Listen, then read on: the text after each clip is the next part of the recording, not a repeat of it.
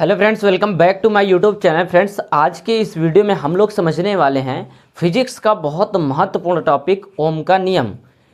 अधिकतर बच्चों का क्योंकि इसमें डाउट रहता है कि इसे हम कैसे लिखें और इसकी थ्योरी हम कैसे लिखें, ठीक है, और इसका फार्मूला क्या होता है। तो आज हम इसी के बारे में बहुत डिटेल में बात करने वाले हैं। तो आप लोग वीडियो को लास्ट तक वॉच करिएगा, आपके सारे डाउट इस वीडियो में क्लियर हो जाएंगे। तो फिर चलिए बिना देरी करते हुए आज के हम इस अपने टॉपिक को शानदार तरीके से सीखने का प्रयास करते हैं। और हाँ, एक बात आपसे कहना चाहेंगे, यदि आप हमारे चैनल फर्स्ट टाइम विजिट कर रहे हो तो प्लीज़ चैनल को सब्सक्राइब करके वीडियो को लाइक ज़रूर करिएगा। चलिए फिर शुरू करते हैं। देखिए, आज का हमारा टॉपिक क्या है, ओम का नियम, ठीक, ओम्स लॉ। तो ये ओम का नियम कहता क्या है, सिंपल सी बात सुनो मेरी, क्या कि जैसे मान लीजिए हमारे पास क्या है, कोई कंडक्टर वायर है, क्या है, कोई कंडक्टर वायर है, ठीक, ये हमारे पास मान लेते हैं एक कंडक्टर वायर है, क्या है, कंडक्टर वायर। अब इसका यह सिरा क्या है, ए है, और इसका सिरा क्या है, बी है, ठीक। ध्यान से समझिएगा, बिल्कुल ध्यान से समझिएगा, आपको समझ में 100% आएगा।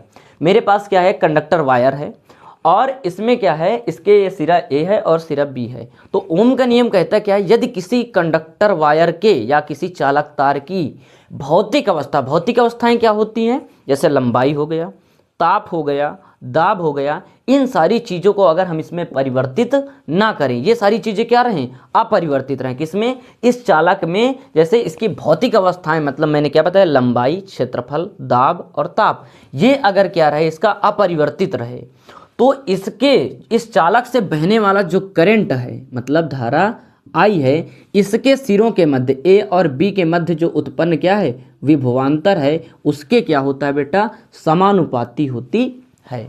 फिर से मैं दूसरे शब्दों में बता रहा हूं लिख के यहाँ पे, यदि किसी चालक तार की भौतिक अवस्था जैसे लंबाई, क्षेत्रफल, ताप, दाब आदि में कोई परिवर्तन ना किया जाए तो चालक तार के सिरों के मध्य उत्पन्न विभवांतर, मतलब V, उसमें बहने वाली धारा की I के डायरेक्टली प्रोपोर्शनल, मतलब समानुपाती होता है। ये कह रहा हमारा ओम का नियम। लिखेंगे कैसे, यहां पे देखो, यदि किसी चालक तार की भौतिक अवस्था, ब्रैकेट में आप लिख दोगे भौतिक अवस्थाएं कौन सी, जैसे लंबाई, क्षेत्रफल, ताप, दाब, ठीक, आदि आदि में कोई परिवर्तन ना किया जाए तो चालक के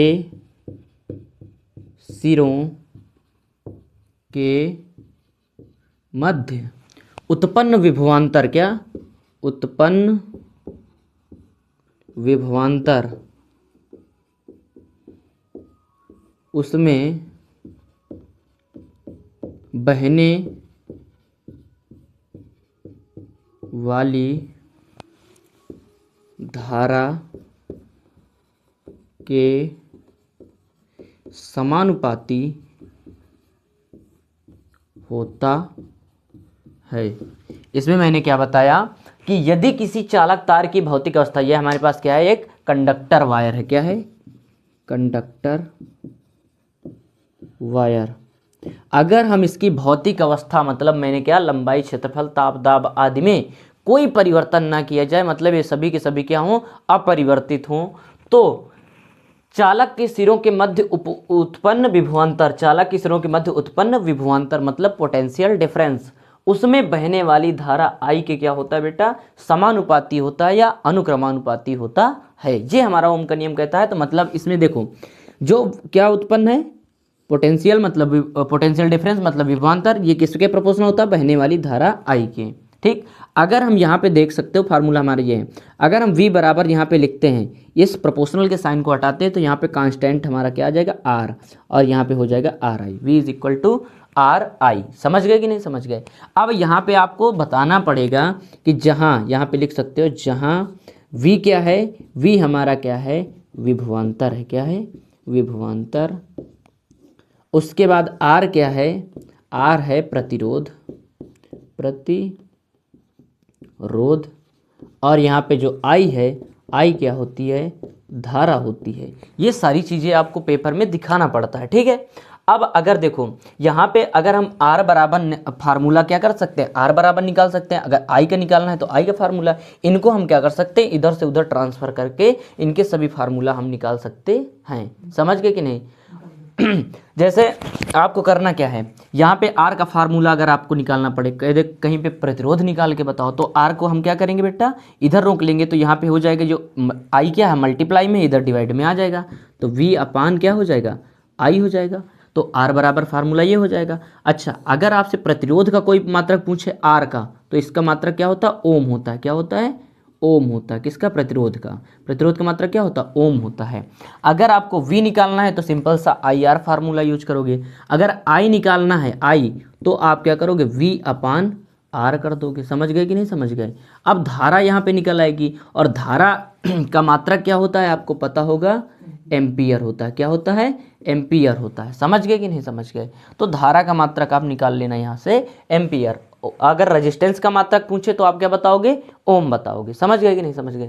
तो ये टॉपिक आपके लिए बहुत महत्वपूर्ण है, आप इसको डिटेल में यहाँ पे मैंने आपको समझाने का प्रयास किया है। उम्मीद करता हूँ आपको ये समझ में आ गया होगा। अगर समझ में आया हो तो दोस्तों तक इसको शेयर करके चैनल को सब्सक्राइब जरूर आप करिए। चलिए फिर मिलते हैं आपसे कल नेक्स्ट वीडियो के साथ।